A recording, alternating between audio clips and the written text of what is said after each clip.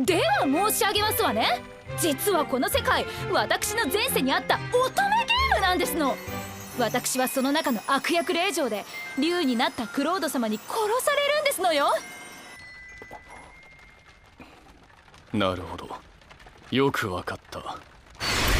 え？僕をバカにしていることは。嘘！死ぬ！ Boys and girls, this is it. We found it.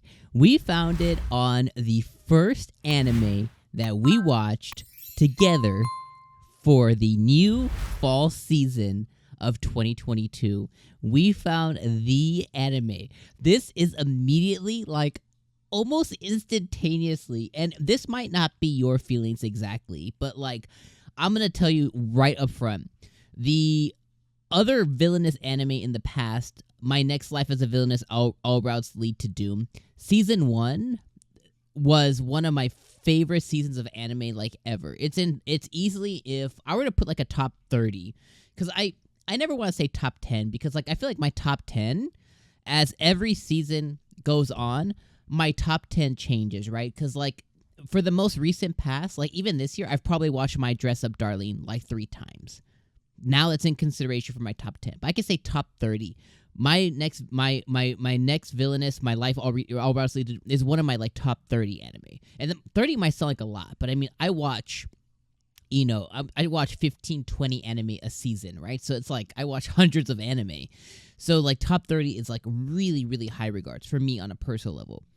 So this anime here, I think we found our paradise here. Like, I think this anime just slayed. You know when you hear that term, like, slay girl, slay? Like, this is it. This anime slayed episode 1. And like I said, you might not feel this way. You might be, like, still hesitant. You're like, I gotta see a little more. For me, this hit everything for me, and I absolutely freaking loved it. Like, I absolutely loved it. So this anime is, I'm the villainess, so I'm taming the final boss. This story follows a girl named Aileen, okay? And the story behind it essentially is, in our world, or in whatever version of the real, quote-unquote, real world was, this girl was a teen girl, probably somewhere between the ages of 12 and 20, right? So she was like a young woman, and she was a very sickly girl. And she was in the hospital, you know, probably has been dealing with some kind of disease or something for a very long time. She seemed like a very sickly girl, one of those poor kids who are just kind of in the hospital, like, pretty much their whole lives from an early age. And unfortunately, she didn't make it. But during her time in the hospital, she had a... Where's my trusty true? She had a PSP, and on her PSP, it was like at least a version of a PSP. She had a otome game, and the otome game featured this girl, Aileen, but Aileen was the villainess of this story, and she was the antagonist to the protagonist, which was this girl named Lilia. And the story goes essentially, this Aileen person dies in a multitude of different ways. You know, the demon lord turns into a dragon. She trips and a cat eats her. Tons of crap. Really funny stuff. So she comes to find that she has now been reincarnated into her favorite otome game that she was playing on the PSP before she passed away, and she was reincarnated into this world. So all of a sudden, she is faced with this guy named Cedric, and she is inside of a palace or something, and she wakes kind of like, I don't want to say wakes up, but she comes to the realization that she's reincarnated into his world while he's breaking up with her and calling off their engagement. As it's happening, all her memories begin flooding, and the 2 memories that begin flooding is not only of her past life, but of her current one. So kind of like the villainess, the My Next Life as a Villainess, kind of like that one. It's one of those scenarios where both memories are hitting her at the same time, so she's able to remember her life as Aileen, and she's able to remember her life, and they didn't cover what the girl's name was, but whatever her name was in the prior life, she was able to remember that, you know, and kind of pull from all those memories as well. So now she's like, yo, I'm not going to die here. I can't afford to die in this world. So she knows that, like, the thing that could potentially happen to her, she can't let that happen. So she immediately beelines it, and her goal here is she's going to go and tame the final boss. Immediately, I was like, okay, oh my god.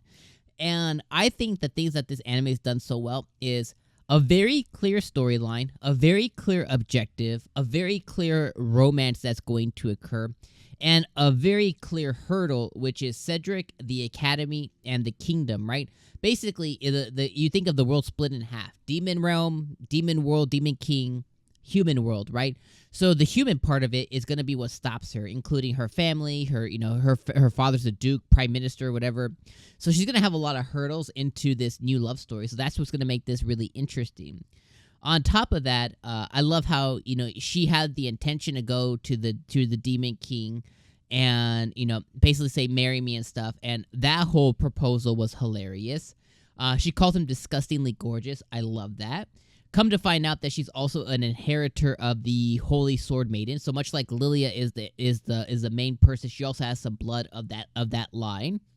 We find out that the Demon King is actually Cedric's half brother, and he was basically, because he's a half brother, he was banished to the Demon Realm and to the Demon King's castle and stuff. I love how he immediately kind of started to she's pretty, so he immediately started to kind of like her. And I like how the magic that he has is very much, how do you say it his magic reacts to his emotions. So happy, sad, angry, tornadoes, lightning, and when he kind of felt embarrassed or shy, the flowers grew around him. So his magic is as devastative as it is helpful. So I love that as well. She fails on the first go around. She comes back again. I love how we meet the crow. The crow was awesome. She immediately came back and she started like acting a little villainous. When I was like, yes, she laced cookies with she laced almond cookies with paralyzation stuff. She fed it to the bird, who was the protector, who basically was the one that manipulates the forest and keeps people out of the forest. She threatened the hell out of it. She threatened to make it bald. So she said, if she literally called out the Demon King. She's like, yo, if you don't want a bald crow, you get your ass here now. And even the crow's like, no. And I lost it at that point. I thought that was effing hilarious. She also laced the good cookies with a love potion. So obviously, Marcius, or whatever the Demon King's name is, she was able to kind of get on his good side. Then he sends her out on a mission because nobody else can do it, because, again, humans are very scared of demons. So she sends him out on a mission to go save a little puppy. You had these assholes freaking stomping on this little poor puppy dog. And it was a demon puppy, but regardless, it was still a cute little puppy dog. And she saves it, and because he kind of witnesses her save it, and Cedric comes, the evil prince, or the good prince, I guess, comes, and then he begins just like defamating her right in front of everybody for no reason, because of all the things that he saw. Demon King comes, saves her, and she tells him everything, like, hey, I was reincarnated, you're gonna kill me one day, this is why I went after you. And I don't know if he believed her or not, but like, they share a really cool moment. He sends her back home, and he agrees to attend this banquet with her, where she's gonna go officially annul her engagement. So, like, I know I kind of recapped the story and gave you some color of my own kind of personal feels, but I feel like this really set up the story well. It set up the plot really well.